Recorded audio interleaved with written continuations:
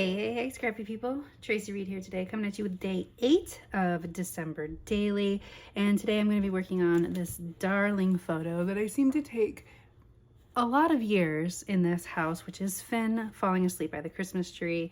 It's one of his favorite things to do during the season, and this was the first time that I caught him on the couch in the morning when I came down, sleeping by the light of the Christmas tree. And I really love the sentiment of this card from All Is Calm to go with this photo. And so I have the back side of a 6x8 page from yesterday to work with. So I've already planned to use this paper.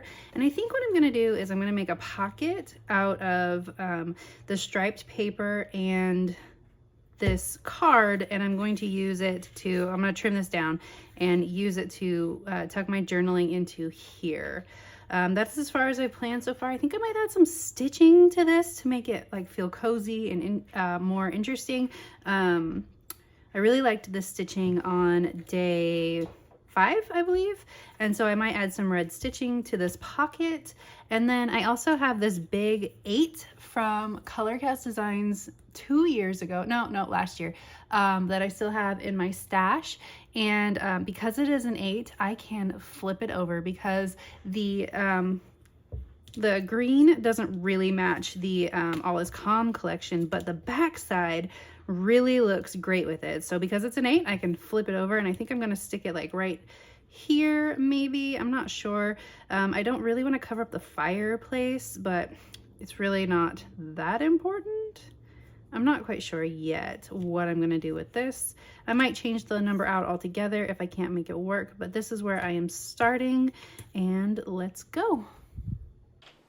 All right, first I'm gonna have to ask you to forgive my voice. Somewhere along the line, I lost my voice between filming this video and filming this voiceover, so my voice sounds a little funny. I apologize. Hopefully this will be the only video because I'm not staying sick, people. All right, so I'm gonna make an envelope out of, oh, it's more like, not like an envelope, it's more like a library card holder out of this striped paper.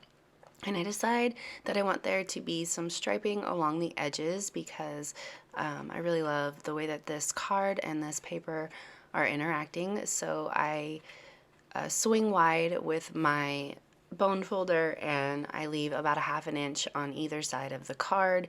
And then I'm going to do the top and bottom as well. And it leaves a lot of extra space, which is what I wanted, obviously, because it's what I did. But when I have it all put together and the card is in the pocket and all of that, there's a lot of extra space around the outside edges, and it looks a little bit like I did it on accident, or like that there needs to be some space filled up. So I'm looking at that after I get this together. You see that I went so wide that I couldn't use this 3x8 card anymore, and I had to go to the Traveler's Notebook size card.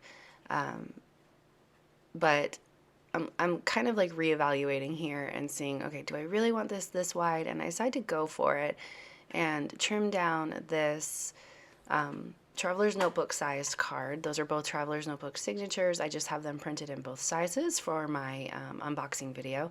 So I got lots and lots of product.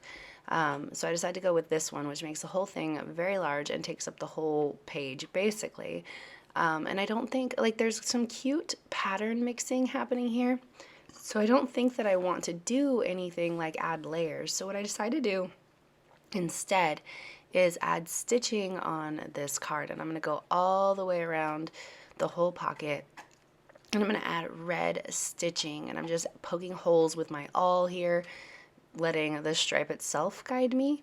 And then I'm going to stitch around the whole thing, and I added in some messy zigzag stitching too, which is what I'm finishing up right here, just because the lines weren't perfect. So I covered up some of the lines, or the parts of the lines that weren't perfect, and it just adds a little bit of detail anyway that's more interesting than if I just had straight stitching all the way around.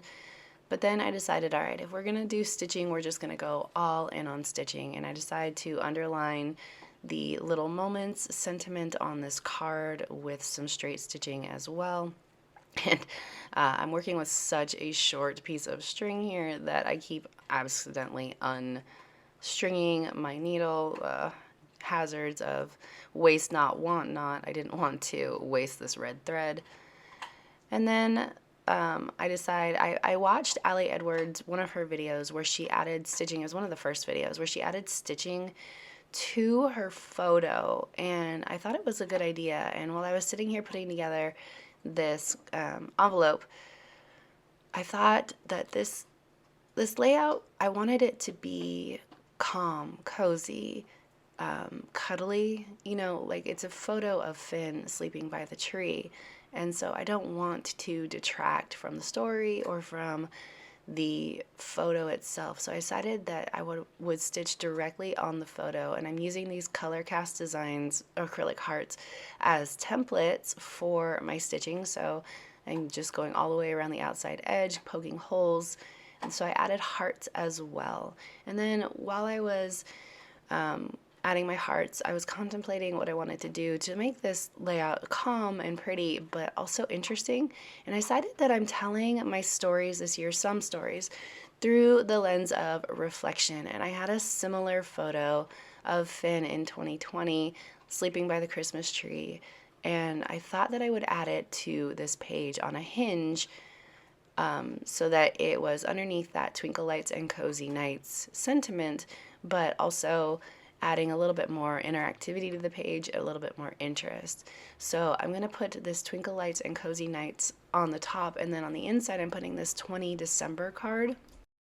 And of course, reading it as December 2020. I thought about adding a 20 to that card too, so that it read 2020, but I didn't want to add, I didn't think that there was a way that I could add it that didn't make it look funky.